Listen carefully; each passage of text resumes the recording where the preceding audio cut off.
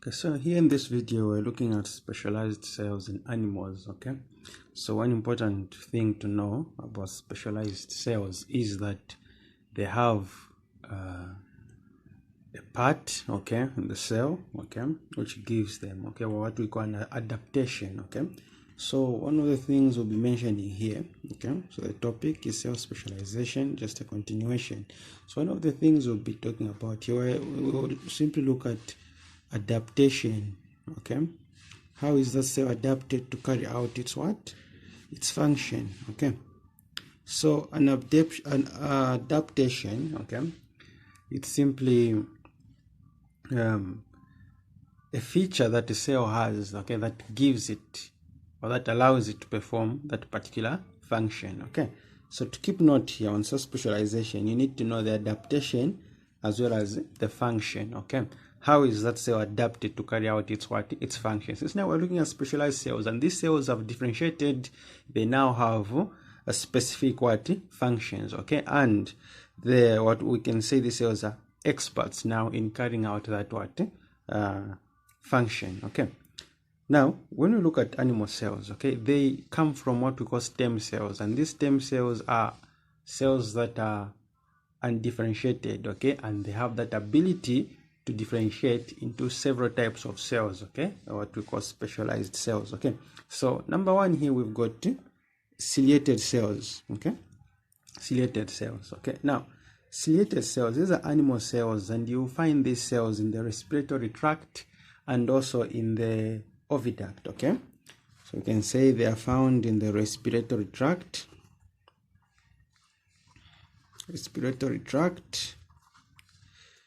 and also in the oviduct. The oviduct is the fallopian tube. Okay, the oviduct is the fallopian tube, okay, in women. So these cells are found in the respiratory tract and the oviduct. Okay, so the ciliated cells, it has got certain features on it, okay, that allows it to perform its function. Okay, we call these features what, its adaptation. Okay, so it has these hair-like structures. Okay, these hair-like structures, we call them cilia.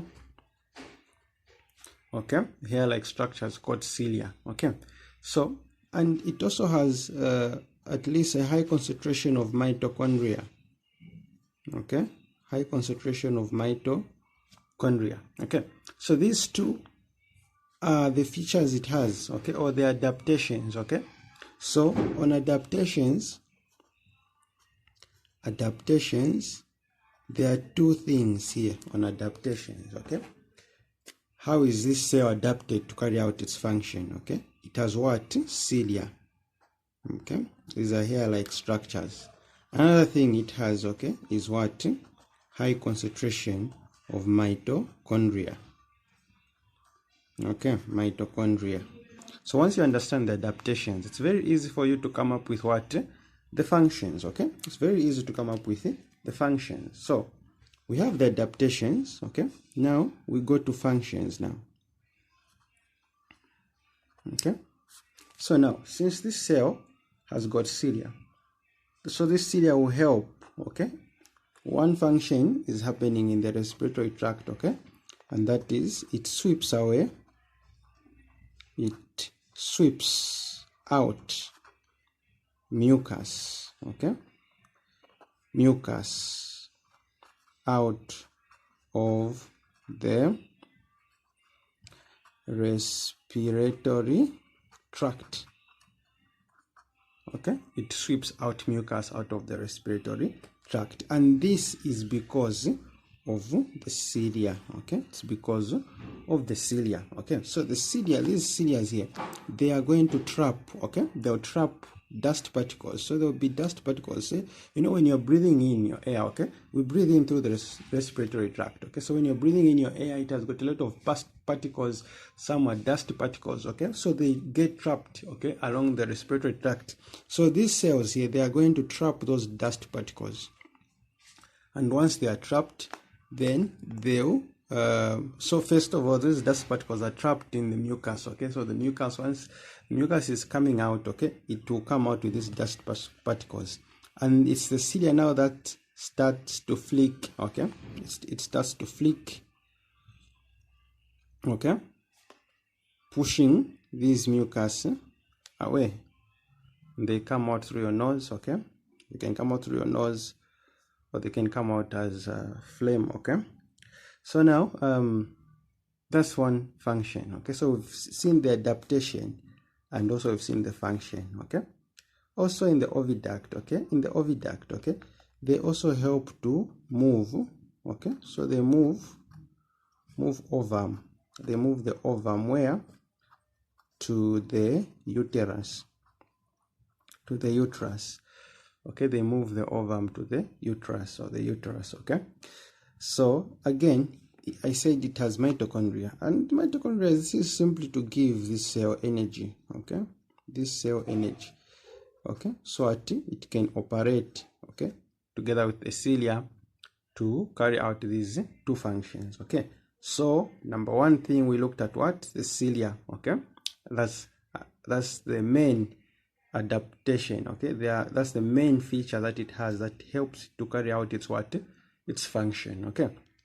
Then another cell we have here is a sperm cell, okay? So the sperm cell, one thing you notice, it has got a tail, okay? It has got a tail, and then here again it has got a mitochondria. So once you just hear mitochondria, what do you think about? Energy, okay? Energy, and energy to do what? To move, okay? So it has got this tail that helps it to swim, okay?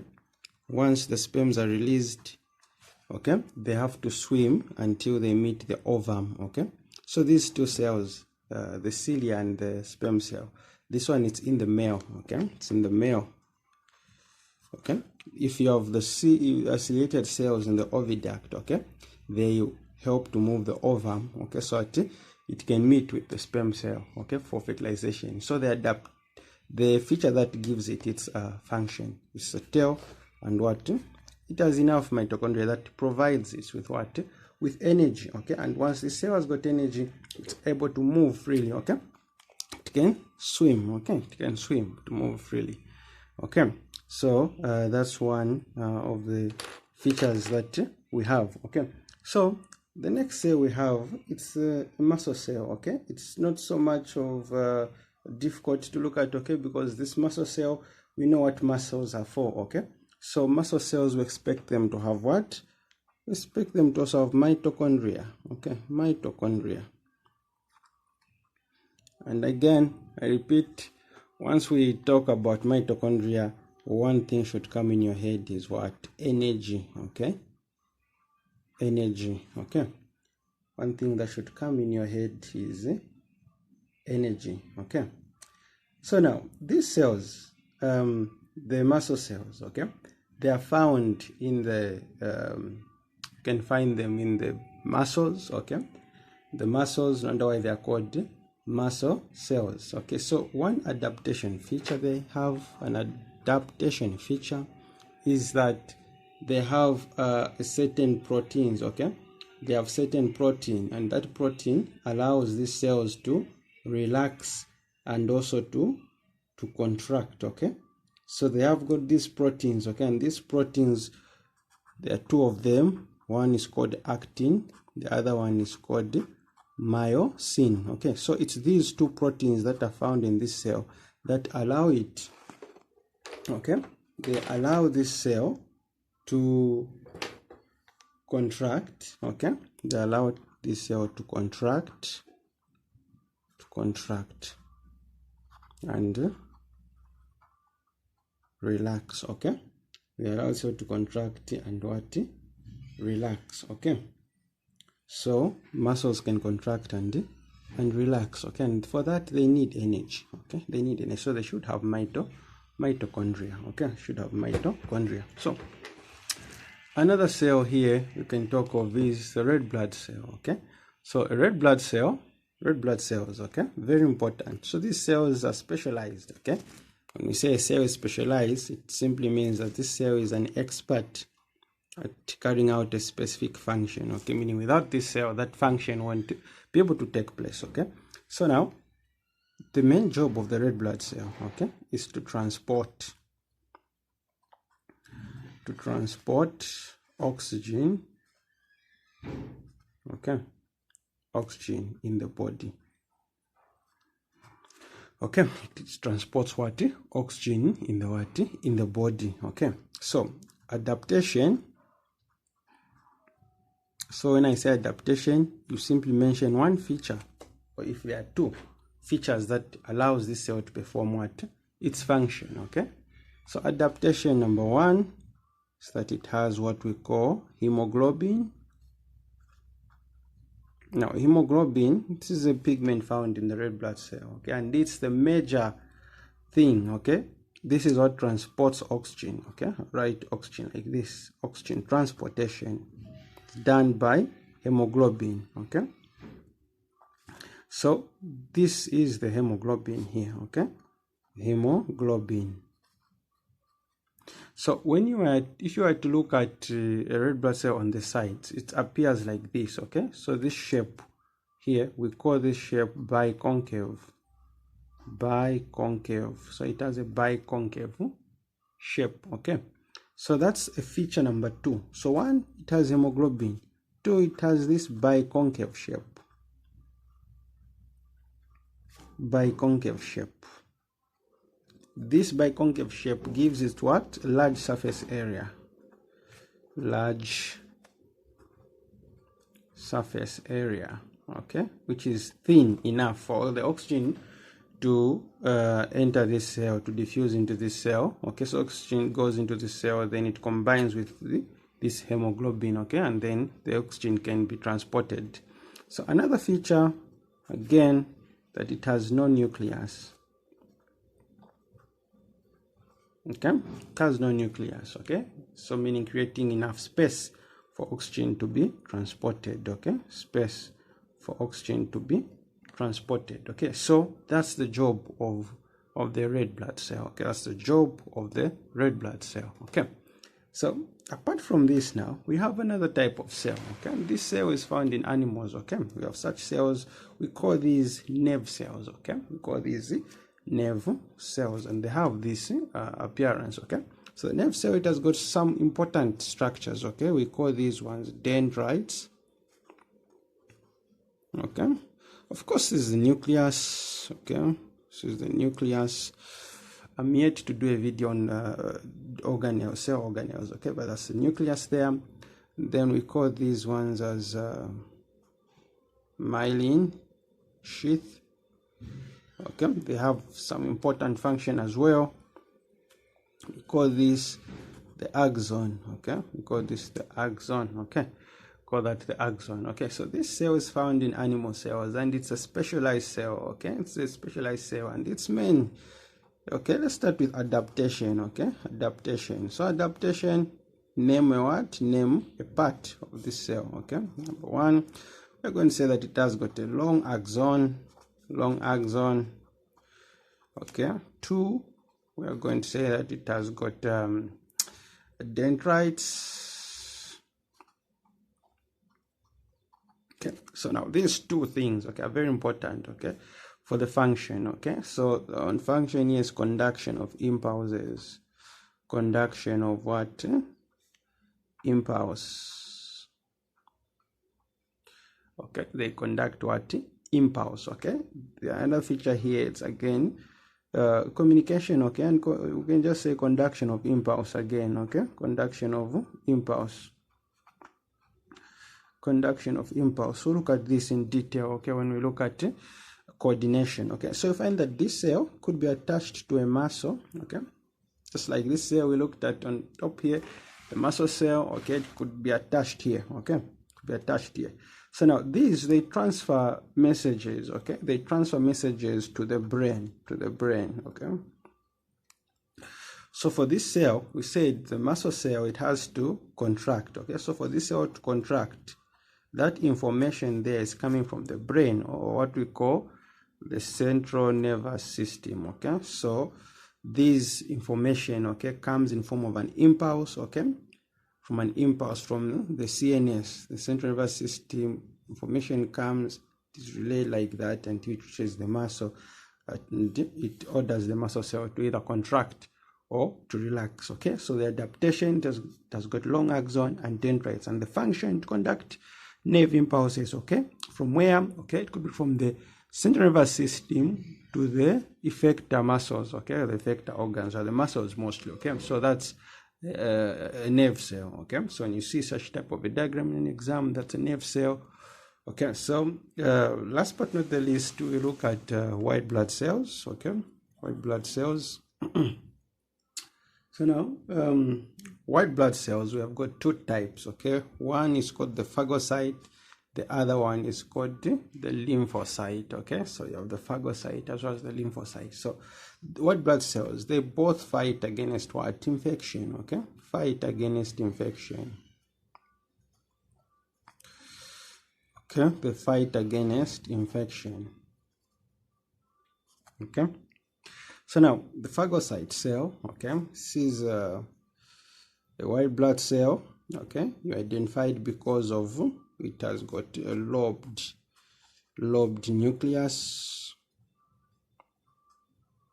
So this is the adaptation, okay, that's the adaptation. It has got a lobed nucleus, okay, it has got a lobed nucleus. That's number one adaptation, okay. The other thing is that it can change shape, okay, can change shape. Okay, so the word phago here, you know, these words, I like to explain them and where they are coming from, okay. Phagocyte, okay, phago simply means to eat, okay, okay, to eat, okay, so meaning it eats up bacteria, okay. So it eats up bacteria, okay, or what we call it engulfs bacteria, okay. So it engulfs, okay, engulf bacteria, okay. So it has got this lobe nucleus, okay, that allows it to engulf bacteria, okay. You get confused with the word, it simply means to eat up, okay, to eat up these bacteria, okay. So it can change shape, okay. Also, this adaptation helps this cell to engulf what? Bacteria, okay.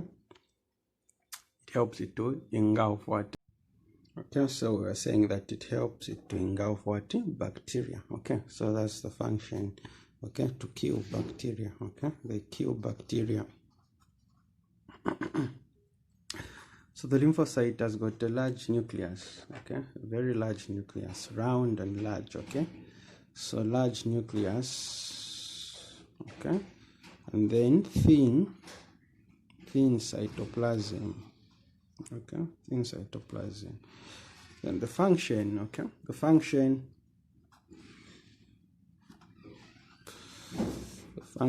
is that it